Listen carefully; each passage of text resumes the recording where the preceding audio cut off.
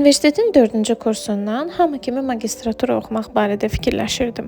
Amma fikrim qəti burada davam eləmək deyildi. Fərqli bir sistemə düşmək, fərqli şeylər oxumaq istəyirdim. Ona görə xaricdə təhsil almaq istəyirdim. TOEFL imtahanına özüm hazırlaşdım və verdim. İmtahandan çox həyəcanlanmışdım. Yaxşı yadımdadır. 4 saata yaxın imtahan idi və mən bir müddətdən sonra artıq kompüterin ekranına fokuslana bilmirdim. Çox aşağı bal yığdım. Yadımdadır, çox ağlamışdım. Düşündüm ki, xaricdə oxumaq xəyallarım da yox oldu. Amma yenə də burada magistratura oxumadım. Başladım işləməyə. Fərqli yerlərdə, layihələrdə tərcüməçi kimi çalışdım. Amma nəsə zövq almırdım. Başa düşdüm ki, ingilis dilini sevirəm, amma tərcüməçi olmağı sevmirəm. Sonra ADA Universitetində işləmək üçün müraciət elədim və uğurlu nəticə alaraq işə başladım. Orada müəllim deyildim, amma tələbələrlə sıx əlaqədə idim. Onda başa düşdüm ki, mən tələbələrlə işləmək istəyirəm.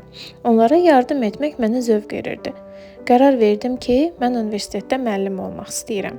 Xarici dilə də həvəsim olduğu üçün dedim ki, dilin tədrisi ilə məşğul olacağam və magistratura təhsilimi də bu üzrə alacağam. Bakalavrdan sonra 4 il işlədim və IELTS imtahanına hazırlaşdım. İmtahanı verdim, yaxşı nəticə aldım. Başladım İngiltərədəki universitetləri araşdırmağa, sənədlərimi göndərdim, bir neçə universitetdən qəbul aldım. Amma mən ora ancaq full təqaüdlə gedə bilərdim.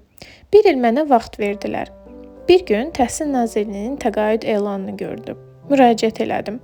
Bax, universitetə qəbul olduğum və yığdığım o 642 bal bakalavra qəbul olandan düz 8 il sonra burada mənə çox kömək oldu. Çünki bakalavra qəbul nəticələrinə də baxırdılar. İlkin mərhələdən keçdim, müsahibə etdilər, ondan da keçdim və getdim İngiltərəyə təhsil almağa. Sonra qayıdıb ən yaxşı universitetdə müəllim olacaqdım. Bəs ora getməyə peşman oldummu? Mənə nə verdi? Bu isə gələn dəfəyə qalsın.